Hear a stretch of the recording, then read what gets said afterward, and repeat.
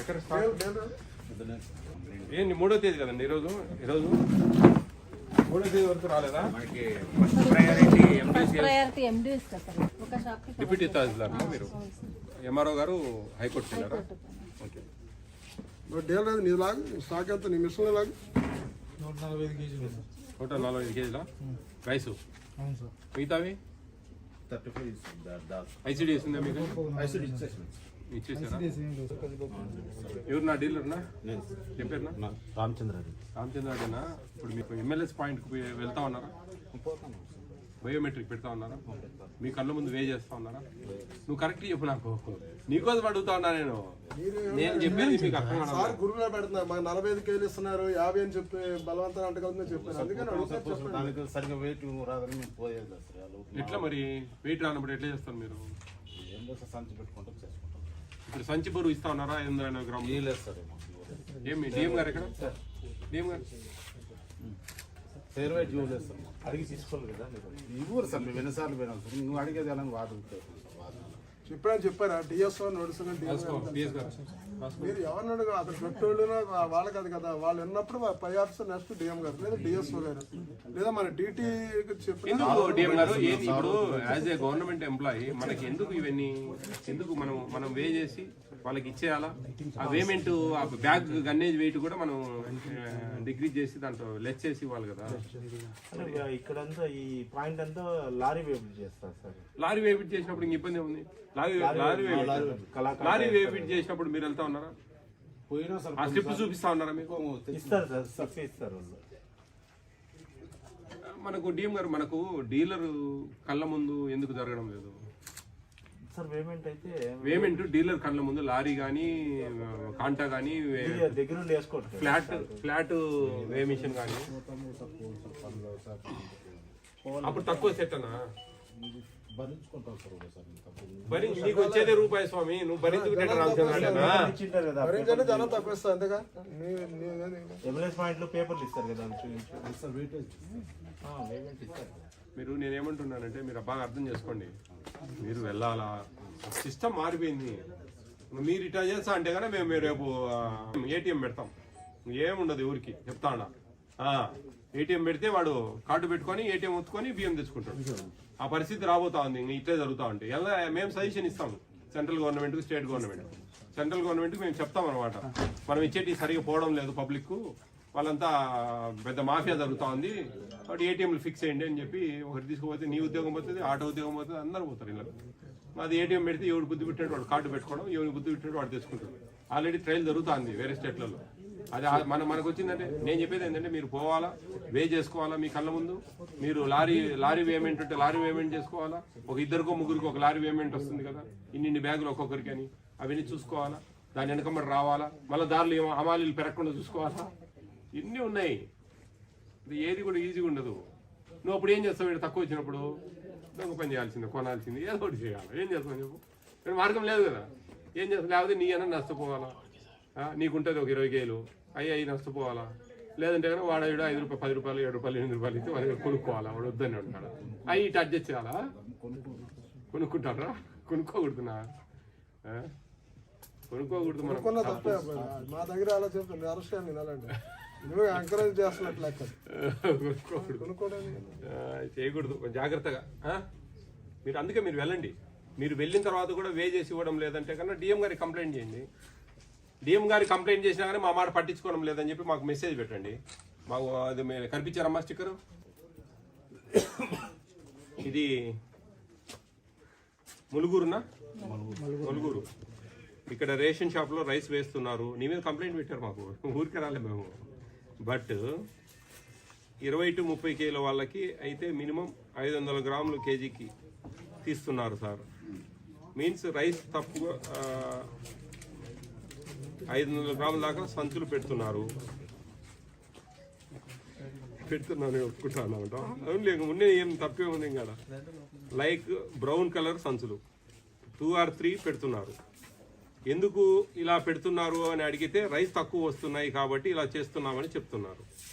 Sir, if you don't mind, ఎక్కడ హిందూపూర్లో ఉన్న అధికారులకి ఆర్ మీ స్టైల్లో దీన్ని చూస్తారు అని అనుకుంటున్నాను. సార్ ప్లీజ్ దీన్ని గురించి కొంచెం మీ విలువైన టైంని కేటాయించి ఎంక్వైరీ చేస్తారని కోరుకుంటున్నాను. Thank you so much sir. ఎవరు మీ డీలర్ల ప్రెసిడెంట్ ఎవరు ఈ జిల్లాకు? మూర్తి గారు. ఆయన ఏం పట్టించుకోవడం లేదా?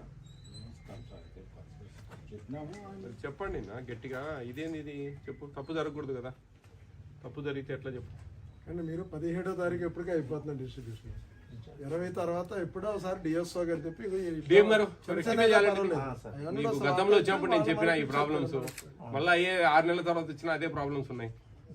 మేము మీ మీద యాక్షన్ తీసుకుంటాం, రాస్తాం డిఎం గారు. మీరు ఇది అనుకోవద్దండి. మీ ఏఎస్ఓలు మీరు డీలర్లే కొంచెం అవగాహన రావాలి సార్, పోయి తీసుకొచ్చుకోవాలి స్టాక్ అనేది. ఇవ్వకండి మీరు బియ్యం, కంప్లైంట్ చేయండి జేసీ గారికి.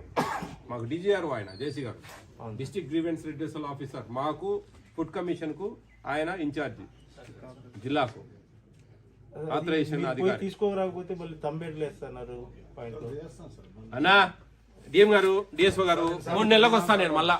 ఇదే ప్రాబ్లం రేజ్ ఏంటంటే మటుకు మీ మీద నేను స్టేట్ కు కమిషనర్ గారికి, మీ కార్పొరేషన్ వీరపాండ్యన్ సార్కు మీ మీద కంప్లైంట్ రాయాల్సి వస్తుంది.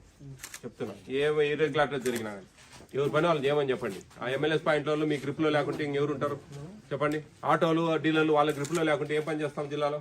యాడ్ నుంచో విజయవాడ నుంచి ఫుడ్ కమిషన్ చైర్మన్ వచ్చి ఇక్కడ ఎంక్వైరీ చేయాలంటే ఎట్లయితుంది? మీ జిల్లాధికారులు ఏం చేస్తా ఉన్నాం? ప్లీజ్ అండి అవన్నీ రెక్టిఫై చేయాలి. అంగన్వాడీ సెంటర్లు బాగుంటున్నాయా మన ఊర్లో? గర్భిణీ స్త్రీలకు బాగానే చేస్తున్నారు అన్ని. ఏమన్నా తెలుసా? మీ ఇళ్ళలో ఎవరు లేరా గర్భిణీ స్త్రీలు కానీ చిన్న పిల్లలు కానీ అంగన్వాడీ సెంటర్లకు పోయే పిల్లలు? బాగానే ఉన్నారు, బాగానే చూసుకుంటా ఉన్నారా? ఏమైనా సమస్యలు ఉంటే చెప్పండి. చెప్పండి రా బాబు. ఏపీ స్టేట్ ఫుడ్ కమిషన్ అనేది 4 లైన్ల డిపార్ట్మెంట్ మీద పనిచేస్తుందమ్మా. 4 లైన్ల డిపార్ట్మెంట్. ఈ బియ్యం రేషన్ షాపులకు సంబంధించి అర్థమవుతుందా? అంగన్వాడీలకు సంబంధించి, స్కూళ్ళల్లో జరిగే మధ్యాహ్న భోజనము, హాస్టల్స్లో జరిగే భోజనాలు, వీటి మీద పనిచేస్తుంది. మిగతా ఫుడ్ కమిషన్ ఫుడ్ ఉంది కదా అని హోటల్ గీటలు ఇవన్నీ ఏం చూడం మేము. అర్థమవుతుందా? కేంద్ర రాష్ట్ర ప్రభుత్వాలు ఇస్తున్న సబ్సిడీ కార్యక్రమాల మీద పనిచేస్తుంది. సంచి తూకం 2 సంచులు ప్లస్ మినిమం వేడి ఒక సంచి 3 సంచులు తూకం పెడతాను. ఆటో రావడం లేదా? మీరు పబ్లిక్ లేకపోతే రిపీట్ చెప్పారు. ఇప్పుడు షాపులు ఇవ్వట్లేదు కదండి. ఇప్పుడు వెహికల్ రాకపోతే తప్పనిసరి ఇక్కడ ఏమంటే వెహికల్ దాదాపు 200 వేకెన్సీస్ ఉన్నాయి సార్. 45 వేకెన్సీస్ ఉన్నాయి. ఎక్కడ ఏ స్కూల్? మల్లుగోడ స్కూల్ పోయినా సరే జెడ్పీ స్కూలా? వంట వాళ్ళు అక్కడే చేస్తున్నారా? చేసేవాళ్ళు సరిగ్గా చేయట్లేదు.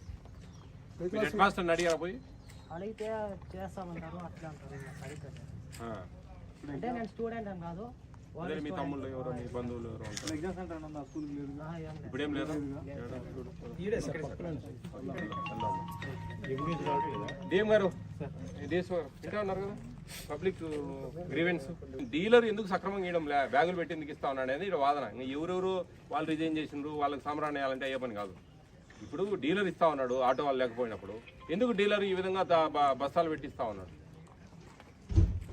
చూడండి, ఆయన మీద యాక్షన్ తీసుకోండి. అలాగే సార్, తీసుకోండి ఇమీడియట్గా. ఏంది అనేది 6 సెకండ్స్ బుక్ చేయండి, పోయి బుక్ చేసి రిపోర్ట్ చేయండి.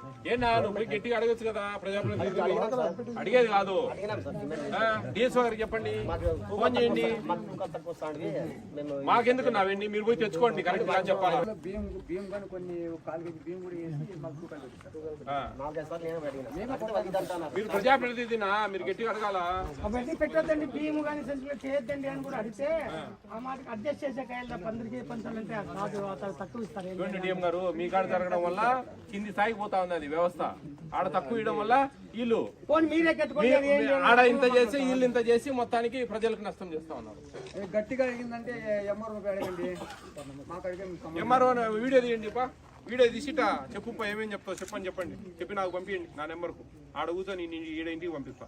రేపు సరింగ్ చేసేవాడు వస్తాడు, వాడు అదే చేసి మళ్ళీ అదే పని చేయండి. ఏనా కెమెరాలు లేవు మీకు, సెల్లు లేవు? చేసేది కాదు, ఇంటికి పంపించండి. గ్రీవెన్స్ వస్తా ఉంటే ఏంది పంపిస్తాం. నేను ఏదైనా చెప్పేది మీకు ఒకటేనా? అదో ఆడ బోర్డు ఇది చూపి, డోర్ లాగిట్లా, డోర్ ఇట్లా లాగనా? అదాడా నెంబర్ ఉంది చూడండి, వాట్సాప్ నెంబర్. బాబు రే చదువుకున్నారు మీరు, ఆ నెంబర్ వీడియో తీసి పెట్టండి. ఏమి ఆడ విజయవాడలో కూర్చొని ఈడ ఇంటికి పంపిస్తా. అర్థమైందా? ఏం సమస్య లేదు. బాగా మీరు మీ సమస్యలు మీరే ఎదుర్కొనాలా. ఎవరెవరో అంటే వాళ్ళు ఎవరెవరో అంత రాజకీయాలు ఇవన్నీ ఉంటాయి. మళ్ళీ మిమ్మల్ని అరచడము, మీరు పెద్ద అడిగినా ఎలా పోరా అంటారు, అందరికీ తెచ్చడం పోండి, ఎన్నెన్నో మాట్లాడతారు. ఎవరెవరో డీలర్ల కంటే వాళ్ళకి కొంత పరపతి ఉంటుంది, స్కూళ్ళల్లో హెడ్ మాస్టర్లకు కొంత పరపతి ఉంటుంది, అంగన్వాడీ సెంటర్లో వాళ్ళకి ఎవరో ఒక రాజకీయ నాయకులు సపోర్ట్ ఉంటుంది. ఇట్లాంటివన్నీ ఉంటాయి. ఇవన్నీ వీడియోలు తీసి పెట్టండి. విజిట్ చేయండి. నోటి మాటలు చెప్తే ఒక వీడియో పెట్టు. ఏ సరిగా పెట్టడం లేదు, ఎందుకు పెట్టడం లేదని అడిగి వీడియోలు పెట్టండి. మీరు వీడియోలు పెడితే సాక్ష్యాలు ఉంటాయి. మాకు సాక్ష్యాలు ఉంటే స్పాట్. ఇప్పుడు పోతే ఏముంటుంది, విజయప్రతాప్ రెడ్డి తిరుగుతాడు సత్యసాయి జిల్లాలో అంటే ఆ రోజు బాగా చేసి పెడతారు అంతే. నేను పోయినప్పుడు బాగుందబ్బా అని చెప్పి రావాలి అంతే. మీరు మీరు మీ బాధ్యత ఏంది? ఊరికే విజిట్ చేయండి సార్, విజిట్ చేయండి సార్ అంటే పెళ్ళే అది పోయి విజిట్ చేయడానికి. అర్థమవుతుందా? మీరు ఏదైనా సరే బాగలేదు, ఒక 10 మంది పిల్లలను తీసుకోండి, వాళ్ళతో వీడియో తీయండి, పెట్టండి. నాకు హెడ్ మాస్టర్కు సోకాజ్ నోటీస్ ఇస్తా, ఆయన చూసుకోవాల్సిన బాధ్యత అయింది.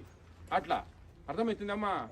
కావాలమ్మా, ప్రశ్నించేది కావాలా, నేర్చుకోవాలా. మీరు ఎవరో వస్తారు ఏమో చేస్తారంటే ఏమని చేస్తాం, ఎన్నేం చేస్తాం.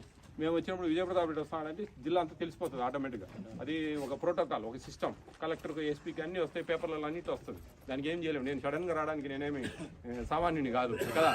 ఆ పరిస్థితులలో ఆటోమేటిక్గా నేను వచ్చిన 2 రోజులు 3 రోజులు బ్రహ్మాండంగా ఉంటాయి. అన్నీ చూస్తాం బాగున్నాయి అబ్బా అని చెప్పి సెలవు చెప్పిపోవాలి. వాళ్ళు ఏం చేయాలా? అదే మీరు ఒక వీడియో పెట్టారనుకో తోకలు కట్ చేస్తాం. అర్థమవుతుందమ్మా?